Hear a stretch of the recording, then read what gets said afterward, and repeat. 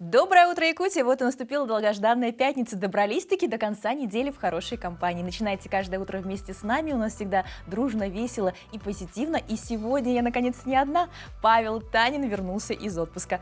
Павел, доброе утро. Доброе утро. Ну, как будто ездил на полярную станцию, но я был не на полярной станции.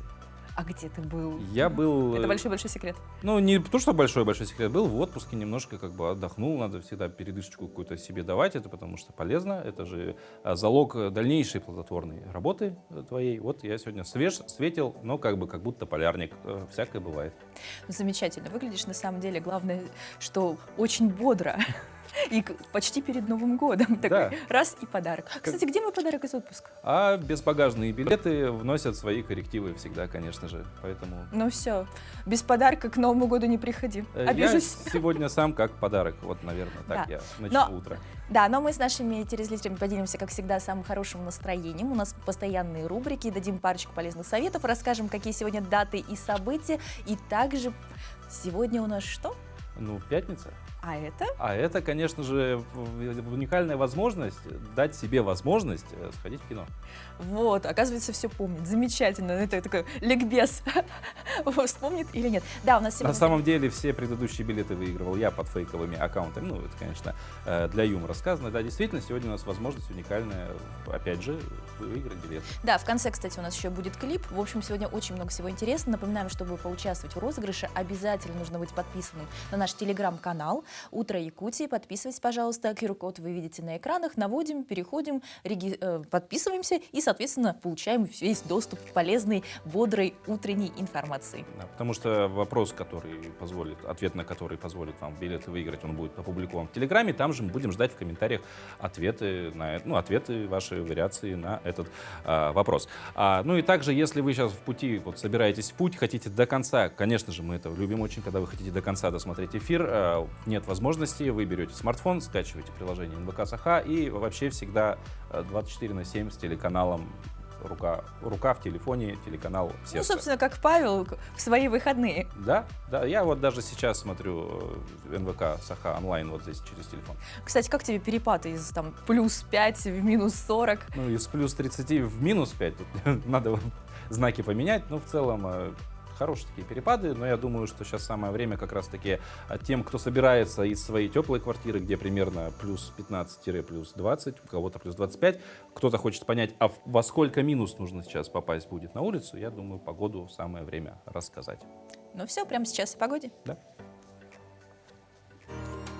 По данным Гидрометцентра, в 6 часов утра сегодня в центральных районах температура воздуха от минус 40 до минус 47, в заречной группе от 37 до 43 градусов мороза. В южных районах от минус 41 до минус 42, в Вилюйской группе от минус 47 до минус 51. В Нижнеленских районах от до минус 45, в западных от минус 45 до минус 46, в Колымо-Индигирской группе улусов от минус 27 до минус 48. В Янских районах 35-45 со знаком минус, на северо-западе 26-37 ниже нуля. В городе Якутске температура воздуха в 6 часов утра составила минус 40 градусов, атмосферное давление 756 миллиметров ртутного столба. Штиль. Сегодня днем ожидается без осадков, туман, ветер слабый. Температура воздуха днем в столице республики становится на отметке минус 41, минус 43. Потеплело, слушай, хорошо. Да. Но прямо сейчас мы напоминаем, что у нас сегодня вручение билетов за правильные ответы в нашем телеграм-канале.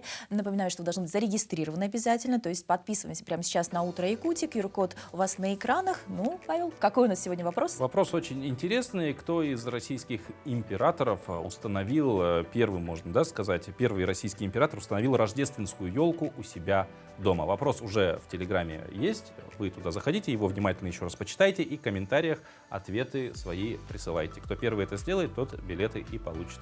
Ну, а прямо сейчас последние новости.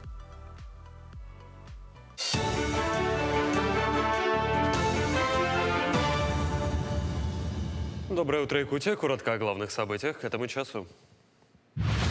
Выборы президента России пройдут 17 марта 2024 года. Соответствующее постановление принял Совет Федерации на заседании.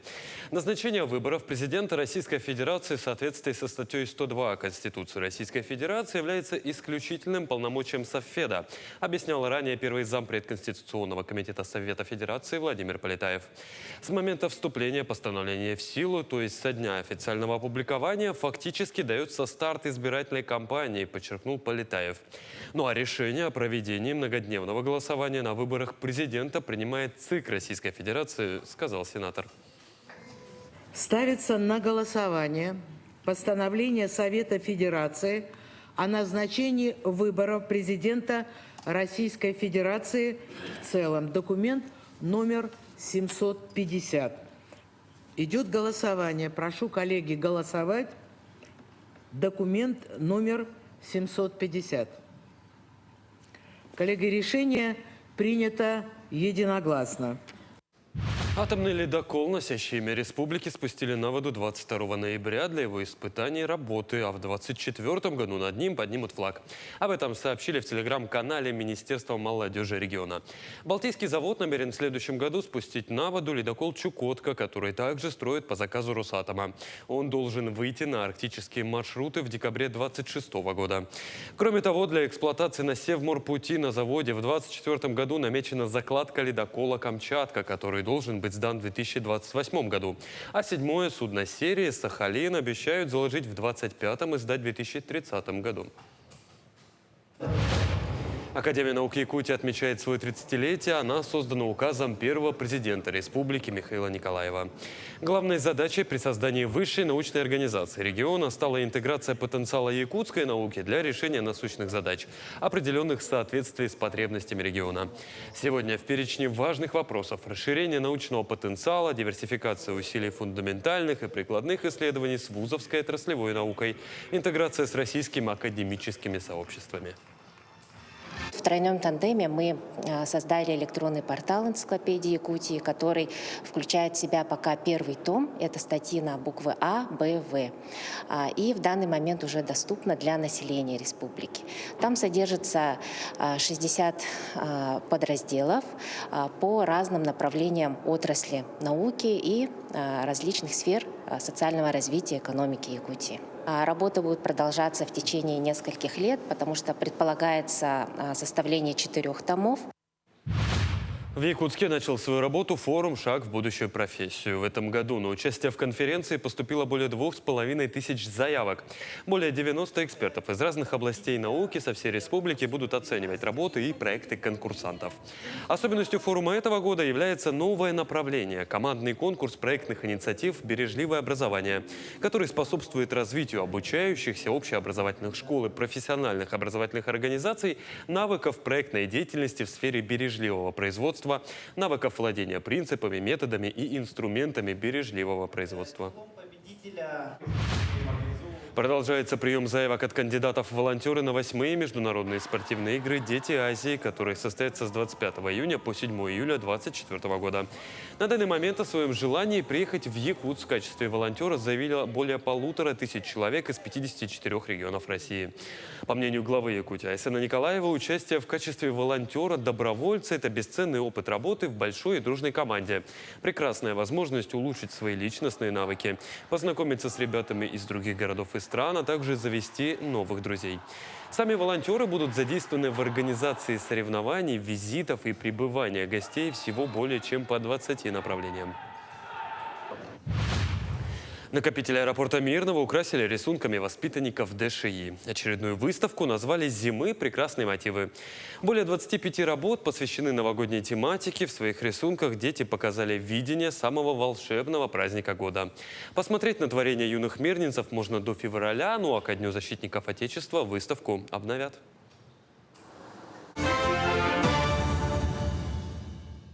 Мы продолжаем наш эфир. Сейчас у нас в гостях риэлтор с многолетним опытом. Теперь возглавляет отдел продаж целого квартала новостроек, 112-го квартала Мария Степанова. Поговорим сегодня непосредственно о ситуации на рынке недвижимости. За последнюю неделю появилось много разной информации. Вот что хочется обсудить. Все это как раз-таки с человеком, который в этой сфере работает и все в ней понимает. Мария, доброе утро. Доброе утро. Ну, наверное, так, такой общий вопрос. Да? За последние полгода какие вообще изменения в жилищном законодательстве появились? На самом деле новостей очень много. Если начну рассказывать их все, я сегодня, наверное, не закончу, но хотела бы основной аспект сказать, который влияет на рынок недвижимости, это повышение ключевой ставки Центробанка. Вот за последний период только 3 раза, еще и ожидается 15 декабря. Все вот с волнением ждем, что же там скажут. Как обстоят дела на якутском рынке недвижимости? Сейчас средняя цена 1 квадратного метра примерно сколько составляет, и зависит ли она от местоположения?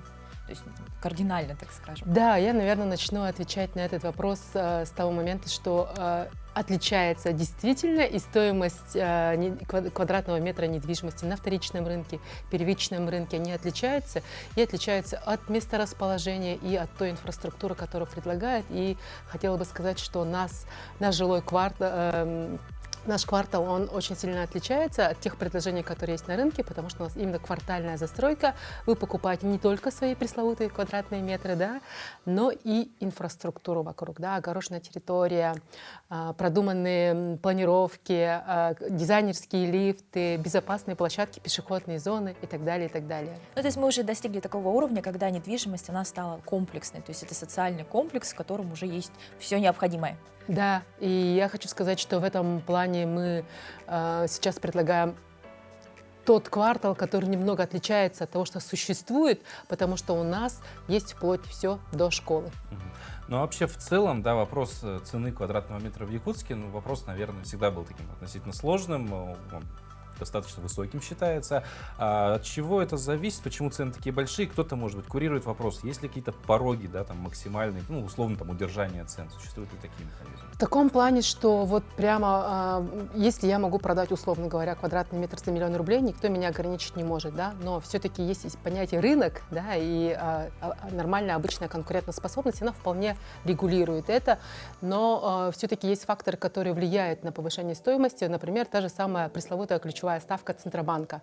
То есть, когда повышается ключевая ставка Центробанка, естественно, повышаются кредитные продукты, не только ипотека, а все производители, которые поставляют, да, для строительства, там, скажем, материалы или какие-то, оказывают транспортные услуги или вообще услуги, они работают на, допустим, кредитных средствах, и, получается, это закладывает стоимость своих услуг, и поэтому, когда происходит такое, неизбежно повышается стоимость квадратного метра, потому что никто в убыток не будет работать. Ну, мы не можем задать этот вопрос. Все, кто ищет сейчас эту квартиру, в какое время лучше покупать? То есть осенью, весной, летом, как-то от сезонности зависит покупка квартиры? Ну, как риэлтор, который давно работает на этом рынке, я всегда говорю, как только вы почувствовали, что вы готовы к своей недвижимости, то значит наступило время. И даже когда, вот, допустим, 9 лет назад ставки были 21%, 20%, 19%, и все мои клиенты, с которыми мы поддерживаем отношения, они практически за 5 лет, за 6 лет в среднем они погашают эту ипотеку, это того стоит. Да?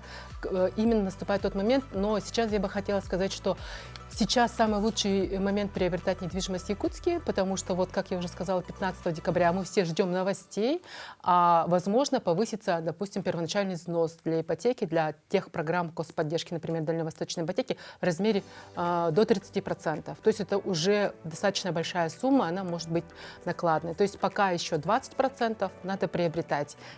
Ну, говоря, кстати, да, про повышение первоначального взноса, ну вот давайте так, ваше экспертное мнение, скажем так, насколько все-таки реально, что повысит именно первоначальный взнос? Первоначальный взнос для программ государственной поддержки вероятность 99,9%. Ну а как спрос у нас сейчас обстоит на рынке? Продажи, покупки недвижимости? Ну, на самом деле, если вот так посмотреть вторичный рынок, когда ставка вот повысилась до 16% минимальная, да, ежемесячные платежи получаются огромные, конечно, на первичном рынке, когда есть программа государственной поддержки, как дальневосточная ипотека, семейная ипотека, они кардинально разнятся, да, то есть если вы можете приобрести по нашим, например, комплексным программам, да, от 1,3% и 16, это больше, чем в 10 раз. И платежи, соответственно, не выглядят так же, там, 22 360 ежемесячный платеж или 100 тысяч, да, то есть разница, она очень существенная, и поэтому, конечно, рынок новостроек, он приобретает особенный интерес.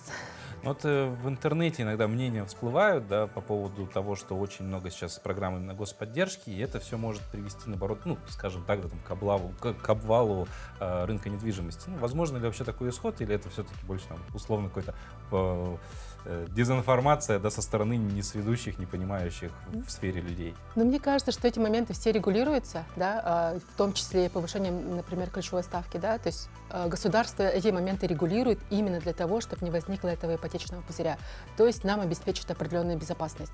И к тому же, когда покупаете новостройку, это более безопасный вариант, ваши деньги отправляются на эскроу счет, да, то есть нет такого, если даже возникнет такой риск, что застройщик не сможет достроить дом, то деньги его все в безопасности, они могут поступить застройщику только в случае ввода дома.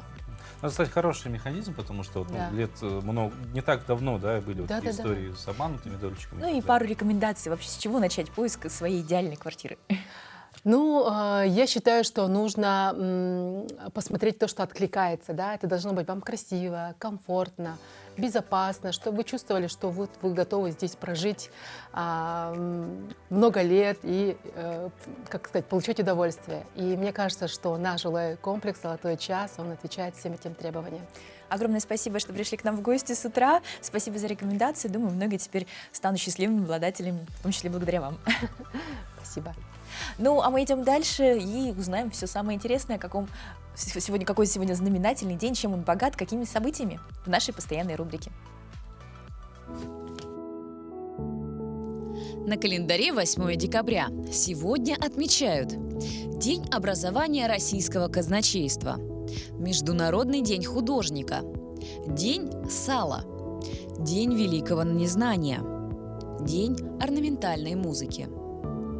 По народным обычаям в этот день почитают память священномученика Климента, папы римского, ученика апостола Петра. В этот день люди молотили зерно. Принято было приступать к работе на голодный желудок, чтобы сытость не мешала труду и не клонила в сон. В старину люди верили, что в этот день вокруг домов бродили волки, поэтому старались не покидать свои жилища.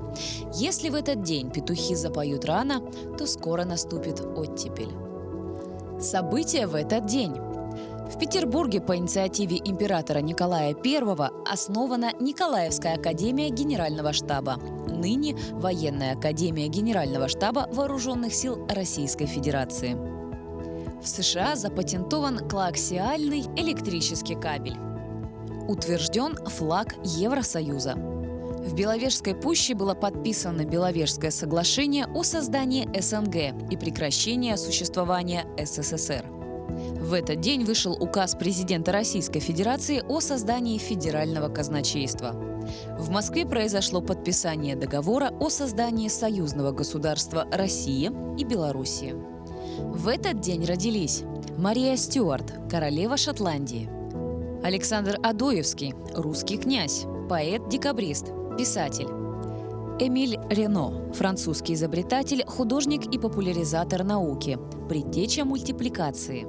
Анатолий Дуров, русский клоун и дрессировщик, основатель знаменитой цирковой династии. Владимир Шаталов, советский космонавт, генерал-лейтенант авиации, дважды Герой Советского Союза. Клара Румянова, советская и российская актриса театра, кино и радио, заслуженная артистка РСФСР. Алиса Фрейндлих, советская и российская актриса театра и кино, певица, народная артистка СССР. Джим Моррисон, американский поэт и певец, лидер и вокалист группы The Doors. Евгений Стеблов, советский и российский актер театра и кино, народный артист России. Ким Бессинджер, американская актриса и модель, лауреат премии «Оскар». Марина Голуб, советская и российская актриса театра и кино, телеведущая, заслуженная артистка России. В Якутии в этот день родился Федор Кузьмич Попов, участник Великой Отечественной войны, первый герой Советского Союза из Якутии.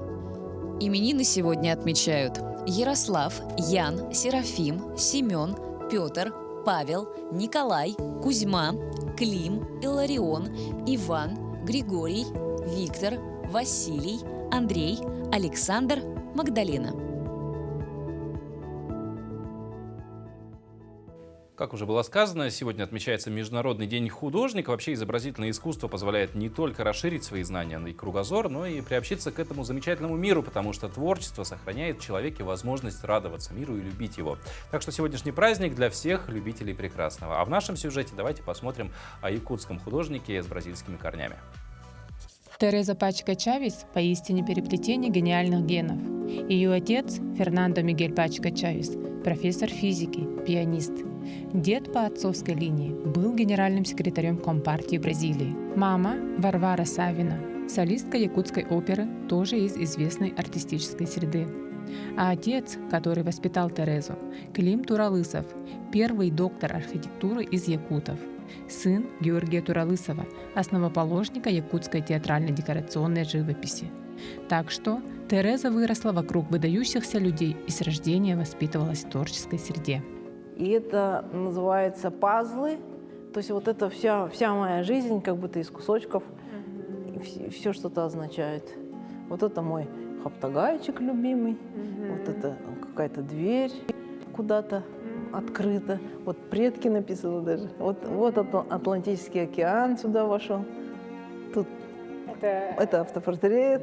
Тереза является художником-графиком. Входит в состав членов Союза художников России. Ее творческие работы находятся в частных коллекциях в России, Англии, Америке, Бразилии. У художницы более 200 работ и более 50 участий в различных выставках. Это автопортрет, да? Это автопортрет. Называется «Ветер в голове». Вообще к картине я отношусь не так, как картина, а как пятно, цветное пятно. Поэтому, наверное, там чего-то не хватало, поэтому там появились эти брызги. Тереза поддерживает связь со своими родными в Бразилии. После посещения родины отца она вдохновляется на новые картины. Мои обожаемые трубы, которые, я не знаю, они откуда-то вот сами вот... Когда рукой начинаешь там набросок делать, ну, само по себе вот так рисуются какие-то трубы, как будто непонятные, да? И это мне почему-то кажется, что это латиноамериканское. Вот это во мне. Оно само как-то вот так рисует. А я решила не просто свои эти трубы, решила там, закорючки это, какие-то якутские вот узоры переплетаются. Тоже какой-то смысл появился интересный в этих трубах. Но они не просто трубы, они что-то изготавливающие трубы. Тереза с детства живет в Якутии. В каждой картине прослеживаются наши якутские мотивы. А еще в ее картинах не только вымышленные персонажи и фантазии, а реальные предметы археологии. Сахалы – это диптих тоже. Вон и вон две части. А их можно отдельно вешать, да, как бы не обязательно да, вместе? можно, конечно, да. Ну, то есть они как бы это как несут... что-то типа якутского такого коврика. Оно называется мужское и женское. Вот это женское, потому что тут женские украшения, а это мужское, потому что это как копатели называют это канина. Канина это упряжки, вот это украшение. Ну, то есть это исторические, то есть это есть? Да, настоящие, да. Мне археология всегда интересна была. Интересный факт из жизни Терезы. Помимо художественного образования, она освоила довольно мужские профессии – судовождение и газосварку. Но восприятие этого все равно происходило через творчество. Так, готовясь к экзамену по судовождению, она вдохновилась на написание картины «Черный квадрат со смыслом». Разглядывая «Черный квадрат» Малевича, когда я этот билет я прочла, и мне сразу такая, вот, вы говорите, откуда вы берете вдохновение? Вот этот билет мне навеял. Я такая, это же супер, это не просто черный квадрат. Он обрел какой-то смысл. Я говорю, вот он, черный квадрат со смыслом. Разговаривая с Терезой, удивительным образом чувствуешь легкость, простоту и радость бытия. Созерцание ее картин очищает душу и дает возможность взглянуть внутрь себя, найти ответы на волнующие вопросы. Аэлита Стручкова, Георгий Григорьев, Якутск. Всех художников поздравляем с праздником, но 9 декабря отмечаем еще одну очень важную дату для страны – День Героев Отечества. Якутия взрастила много славных сынов, проявивших отвагу и смелость не только в годы Великой Отечественной войны, но и в наши дни. Их имена сегодня знает вся страна. Об одном из них, Филиппе Евсееве, механики-водители легендарного экипажа танка Алеша, специалисты ресурсного центра, навигаторы детства, сняли сюжет, который мы прямо сейчас и посмотрим. Меня зовут Евсеева Сарга. Я учусь в школе-интернате для неслышащих детей. В нашей семье 3 детей. Я самая младшая, папина дочка. Папу зовут Филипп, маму зовут Светлана. Также у меня есть старшая сестра и старший брат. Обычно летом мы косим сено и любим отдыхать на природе. Я очень люблю природу и животных. Наши родители с малых лет приучают нас к труду и национальным традициям. Мой папа очень смелый, добрый и сильный. Я его очень люблю. Мы с папой любим рисовать, ходить на рыбалку, иногда просто обнимаемся и разговариваем на разные темы.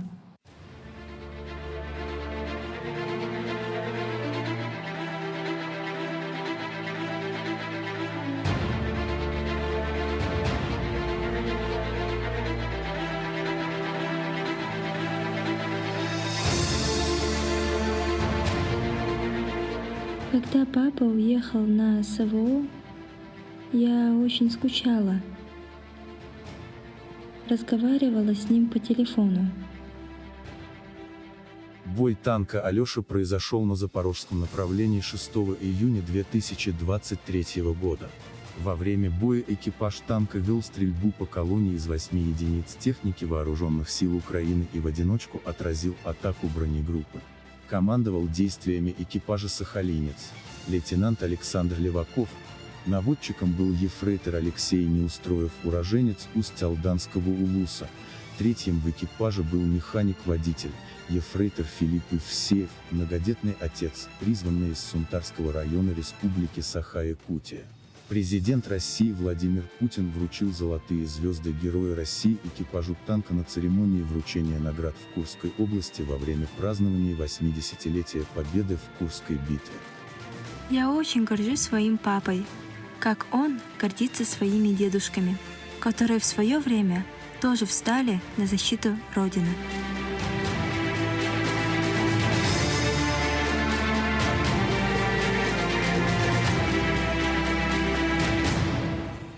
Настоящий герой — это не обязательно человек с суперсилой или герой фильма. Он может быть обычным человеком, который готов прийти на помощь тому, кто оказался в беде.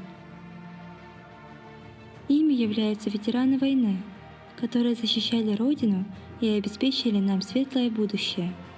Это отважные люди, которые ставят интересы отчизны превыше своих собственных. Герои бывают разные – военные, спасатели, врачи, учителя, обычные люди. Но главное, что их объединяет – это желание делать добро и помогать другим. Так же, как мы чтим память ветеранов Великой Отечественной войны, мы должны помнить героев нынешнего времени, воинов, которые сейчас защищают нашу Родину во благо светлого будущего. И эту гордость мы должны принести через года, передать будущему поколению.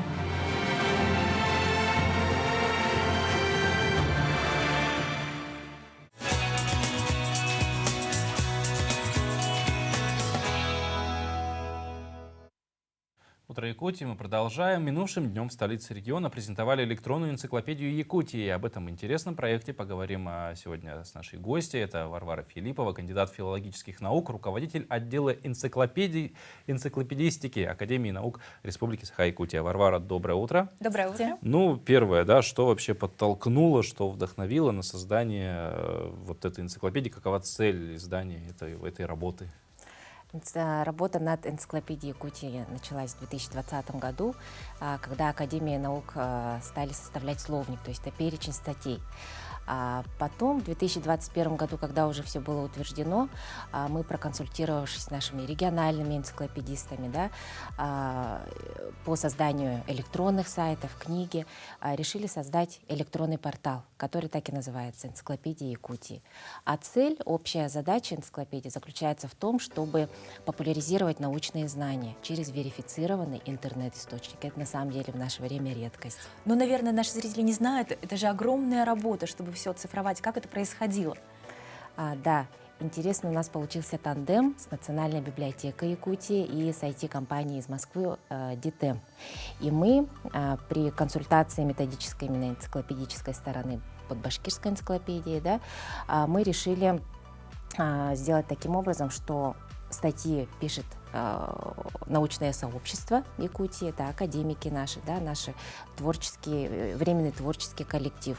И мы передаем уже обработанные, отредактированные статьи в библиотеку. Библиотека уже со своими IT-специалистами начинает делать ссылки на фотографии, на издания. Это большая электронная база, которая будет взаимосвязана именно с порталом. Ну вот мы понимаем, да, из этих слов, что это не просто, грубо говоря, электронный аналог там книги, то есть это, ну, полноценно каким-то контентом это еще наполнено, кроме статей, я так понимаю. Да, дело в том, что, конечно, энциклопедия подразумевает текст, и к нему для иллюстрирования нужны какие-то материалы. У нас это в первую очередь таблицы, схемы и иллюстрации. Также это список литературы, который, я повторюсь, обрабатывает Национальная библиотека. Вот можно читать даже. А для кого больше предназначена эта энциклопедия? То есть основной потребитель контента кто будет? Основным потребителем это широкий круг читателей, да, это мы с вами, это наши дети, наши бабушки, дедушки, да, и интересный формат электронной энциклопедии также интересен и тем, что здесь как будто бы взаимодействие получается по-другому. От младшего поколения, которое взаимодействует на «ты» с цифровым контентом, оно будет знакомить более старшее поколение и наоборот. Энциклопедия у нас будет доступна на разных носителях, на любых мобильных устройствах, поэтому это очень полезный контент, можно будет работать всем. И, конечно же, стоит отметить важность образования и науки не только в нашей республике и в мире. Можно использовать это прямо на уроке, как цифровой контент. Вот, отвечая как раз на вопрос, как это все создавалось, вы упомянули энциклопедию башкирскую, если не ошибаюсь, то есть от нее немножко отталкивались. Я так понимаю, что подобные энциклопедии, ну, может быть, не во всех, но в некоторых регионах страны имеются. Чем якутская, да, энциклопедия Якутии отличается как-то от них и вот прям выделяется? Можно ли как-то что-то отметить такое? Вот сейчас в нашей стране самым верифицированным, сертифицированным источником интернет-знаний является большая российская энциклопедия. Это отдельный проект под эгидой правительства проводится, да, а региональные энциклопедисты работают над своими энциклопедиями. И выделяются на общем фоне, конечно же, башкирская энциклопедия, как электронный контент, и татарская энциклопедия. Пользуясь случаем, передаю большой привет нашим коллегам-энциклопедистам из Башкирии и Татарстана. Большое вам спасибо за методические консультации. Вот, в том числе благодаря вам и нашим авторам у нас создано такое большое интернет-пространство для работы. Это очень здорово. Но у нас на столе вот что-то такое интересное стоит. Расскажите, что это? Да, это у нас открытка, выпущенная к 30-летию нашей Академии наук. Поздравляем всю научную общественность Академии наук, да, с этим знаменательным событием. И в данной открытке расположен QR-код, на который вы можете навести мобильное устройство и быть ближе к нашей энциклопедии. То есть, по сути, это QR-код, ссылка на саму энциклопедию. Да, То есть, если прям совсем все оформить, у вас в руках энциклопедия. Да, только в современном формате. А теперь вспомните советскую большую энциклопедию, и вот, Это очень комфортно. Взял с собой, если забыл. И очень красиво. Да, спасибо. Интересно то, что вот этот пластиковый материал можно приклеить куда вы хотите. И энциклопедия будет с вами, карманная энциклопедия. Ну, мы посмотрели сам сайт, и нас вот очень заинтересовал раздел «Научное волонтерство». Что же это такое? Научное волонтерство – это такой относительно новый термин, но с большим историческим прошлым. Да? Это традиции, которые ведутся издревле, я бы так сказала. Научным волонтерством считается проведение лекций учеными. Конечно, когда мы даже учились в школе, к нам приходили, рассказывали, да, обо всем интересном. Вот это и есть научное волонтерство. Также это может быть научное руководство, например, исследовательскими работами школьников. «Шаг в будущее» мы вот сейчас, наверное, заполонила всю республику подготовка к нему. Это все научное волонтерство. А у нас вот на сайте есть специальная кнопка, где прямо так и написано. Вот сам термин «научное волонтерство» введен в рамках проведения инициативы «Десятилетия науки и технологий» в Российской Федерации, где под научным волонтерством понимается любая помощь, которая оказывает вклад в развитие науки.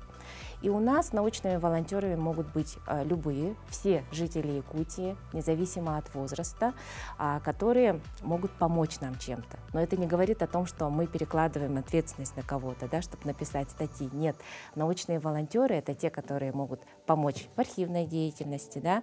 У нас, например, в отделе есть такая сложность, что мы не можем долго фотографии найти, даты жизни какого-то человека. Да.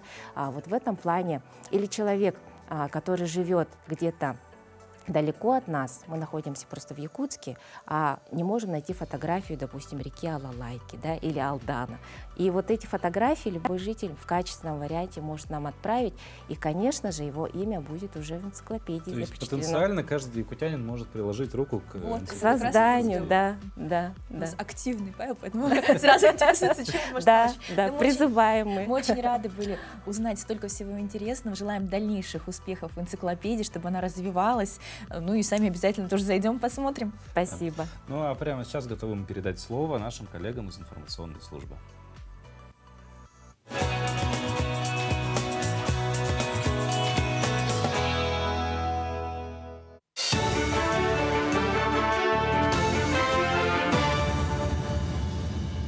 Доброе утро, Якутия. Далее блок новостей. Корпорация развития Дальнего Востока и Арктики и приморский филиал РАНХИКС реализовали образовательный проект «Академия участника программы «Гектар». В очной церемонии вручения удостоверений о повышении квалификации приняли участие студенты-получатели земли по программе «Гектар» из Приморского края, Якутии и других регионов Дальнего Востока. Общее количество участников конкурса составило 150. Все они получили удостоверение о повышении квалификации установленного образца. Они помогут выпускникам Гектарной академии участвовать в конкурсах на получение мер государственной поддержки. В 2024 году Корпорация развития Дальнего Востока и Арктики совместно с образовательными учреждениями ДФО из АЗРФ продолжит обучение участников программы «Гектар» на Дальнем Востоке и в Арктике. В Якутске запустили электронную энциклопедию республики. Цифровое издание является визитной карточкой крупнейшего региона России во всемирной интернет-сети. Энциклопедия состоит из 22 разделов и включает в себя более 12 тысяч статей. Об этом сообщает медиацентр Национальной библиотеки региона. Цифровое издание доступно на базе официального сайта Национальной библиотеки Академии наук Республики. Хронологические рамки энциклопедии охватывают сведения, начиная с эпохи палеолита и до конца первой четверти 21 века. В торговых рядах Кружала развернулась предновогодняя выставка Якутии «Бизнес-Экспо-2023». Эта выставка ежегодно проводится с 2010 года и собирает на одной площадке предпринимателей не только из Якутска, но и районов республики. Впервые в этом году выставка будет проходить 4 дня. 72 участника представят фермерскую продукцию, сувениры ручной работы, эксклюзивные ювелирные изделия, одежду в национальном стиле, обувь, кожу и многое другое. Помимо этого, в рамках выставки пройдут кулинарное шоу и бесплатные мастер-классы по социальным сетям, продвижению личного бренда, пошива одежды и даже ораторского мастерства на русском и якутском языках. Данное мероприятие проводится в рамках реализации национального проекта Российской Федерации «Малое и среднее предпринимательство» и поддержка индивидуальной предпринимательской инициативы. И, конечно, это очень хорошая площадка для того, чтобы показать возможности бизнеса, ну и помочь предпринимателям, начинающим, действующим предпринимателям, а также самозанятым гражданам представить свою продукцию на рынке и получить такую услугу, скажем так, по продвижению своей продукции. Участие на данной выставки для предпринимателей совершенно бесплатно. Финансируется все в рамках национального проекта. В агротехнологическом университете проходит военно-патриотический слет памяти Владимира Егорова, участника СВО, работника высшего учебного заведения.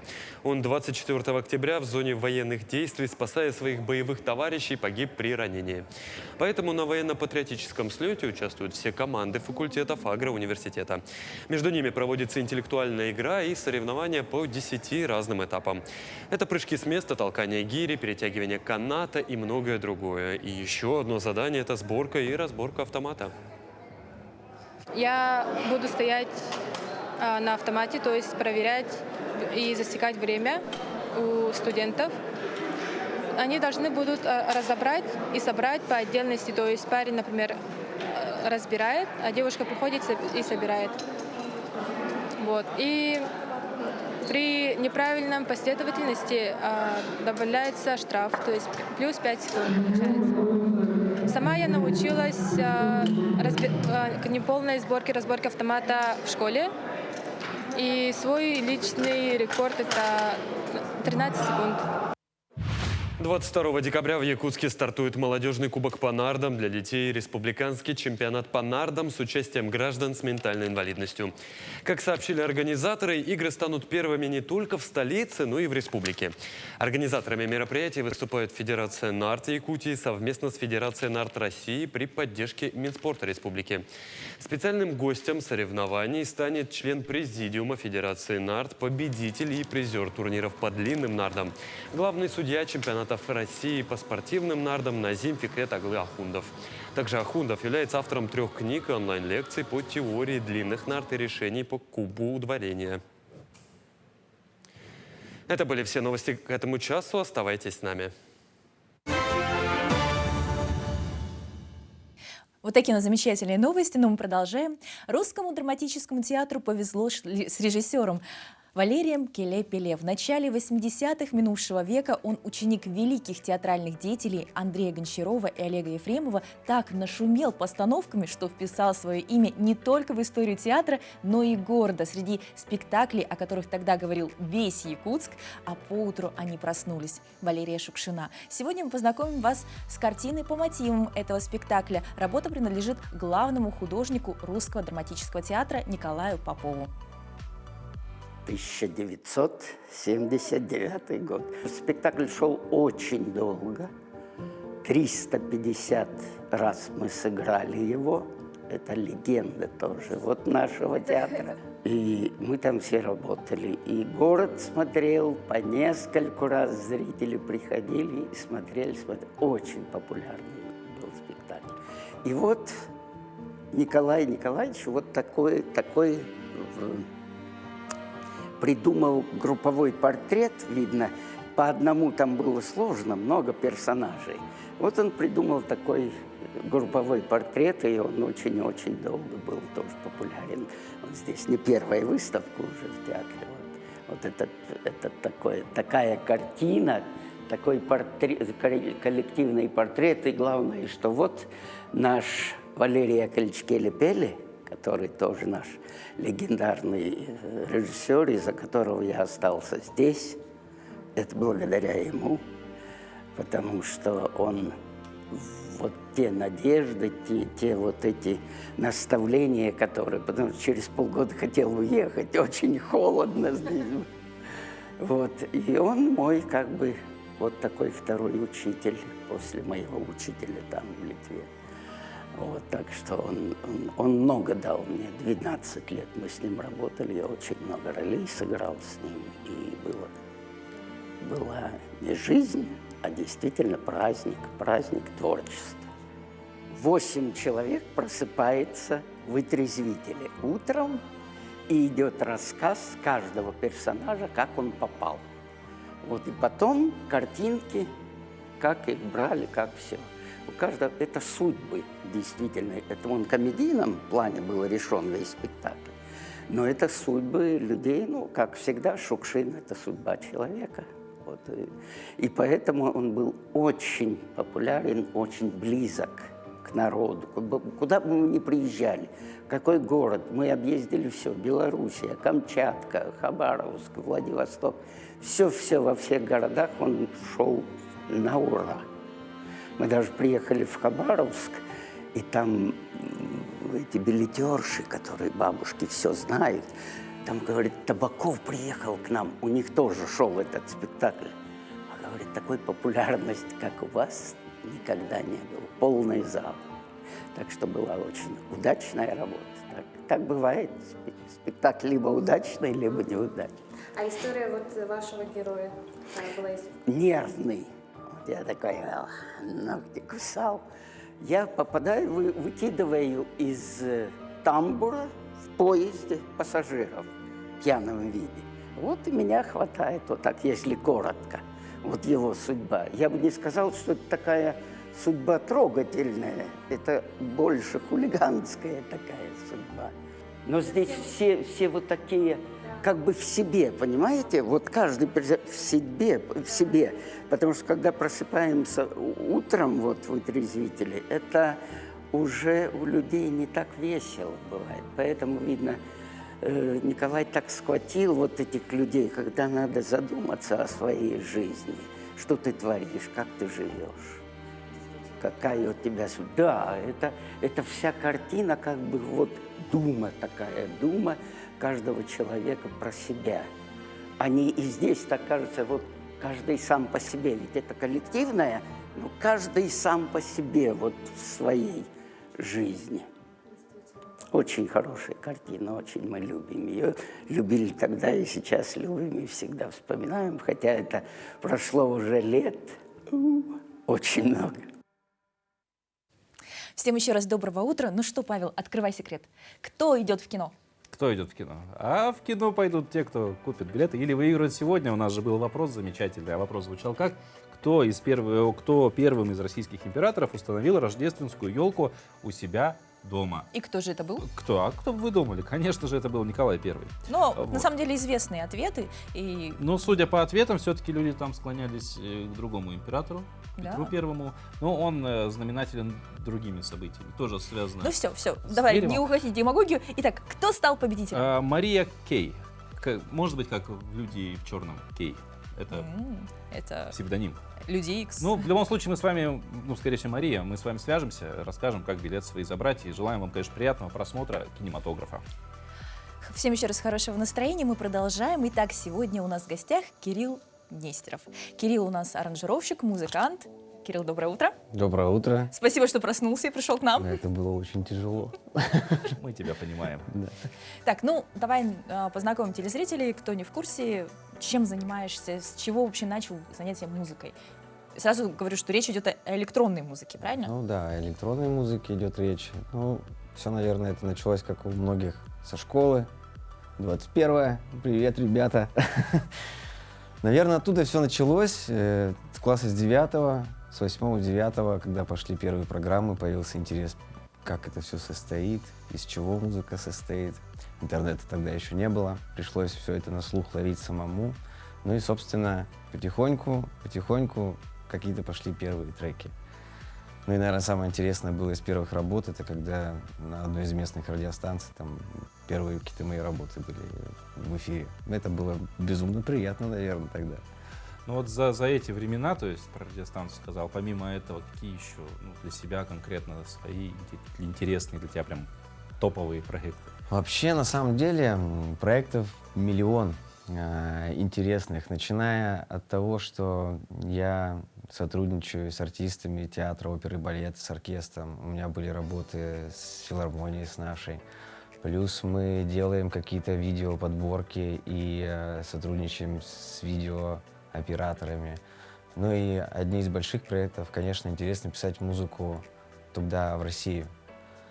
А много я не могу рассказать, но из больших проектов мы писали в сентябре песню с такой исполнительницей, как Катя Чехова. У нас вышел трек в сентябре, называется «Прощай». Ну и мы писали там с Ромой Бестселлером, если знаете, кто это. Тоже это все электронное направление, электронная музыка, и интересно наблюдать, когда твои треки там где-то звучат в эфире.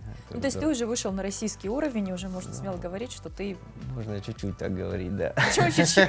Если уже Чехова, это уже, по-моему, серьезный такой прорыв. Ну, а как ты вообще решил, вот, что, ну, как ты подходишь к созданию треков, аранжировок, с чего ты начинаешь? На самом деле вдохновляет очень много что. От идеи, допустим, тот же трек с Катей мы писали, это была просто изначально маленькая идея, мы начали развивать, она какие-то подкидывала мысли, все это скапливается, и в итоге вот к одному чему-то мы приходим. Потом есть, черпаешь вдохновение от людей очень много, потому что мы сотрудничаем с Дмитрием Стефановым, оператором, и когда он приходит и говорит: блин, у меня есть такая идея, вот давай вот что-то такое снимем. И ты делаешь подборку на это, и он говорит: да, вот это здорово, мы это оставляем, как-то что-то снимаем. Ну и я вот говорю, люди, общение, все это возникает как бы так, невзначай. То есть как ты думаешь, ага, вот здесь можно что-то писать, давай попробуем, давай. Ну а в целом, что бы ты мог, наверное, самым сложным в написании музыки назвать? Самое сложное написание музыки, скорее всего, если это по техническому заданию ты пишешь кому-то музыку, то для меня сложное, скорее всего, правки, потому что заказчик бывает, что ему что-то здесь не нравится, что-то здесь, а ты как от сердца отрываешь, потому что ты сидишь наедине, пишешь, а тебе потом говорят: здесь это все убери, а ты сидел там 2 часа, что-то придумал, он говорит: нет, это не надо, типа. Ну, то есть творчество Да. по тех заданиям это всегда сложно. Это сложно, да. А сейчас вживую где можно тебя послушать? Вживую, ну, что касается электронной музыки, то это радиостанция СТВ. Мы выпускаем проект «Мельница», ему очень много лет уже, и там мы играем прям какие-то большие диджейские сеты. Что касается такого творчества, то я больше выхожу на площадки, на Яндекс.Музыку, на электронной площадке. То есть там в каких-то подборках, чартах можно забить и послушать. Такая музыка, которую я пишу, которая сегодня здесь будет, ну, вряд ли где-то с ней можно прям меня услышать, чтобы я играл. Но на самом деле интересная вещь. Я бы, наверное, всегда хотел, чтобы... Вот я общаюсь с ребятами с оркестров, чтобы когда-нибудь они переиграли несколько моих треков вот прям вживую, когда ты приходишь на концерт, и все это живыми инструментами. Вот это я послушал бы, да. Ну, то есть получается, что твои треки ты видишь, да? Да.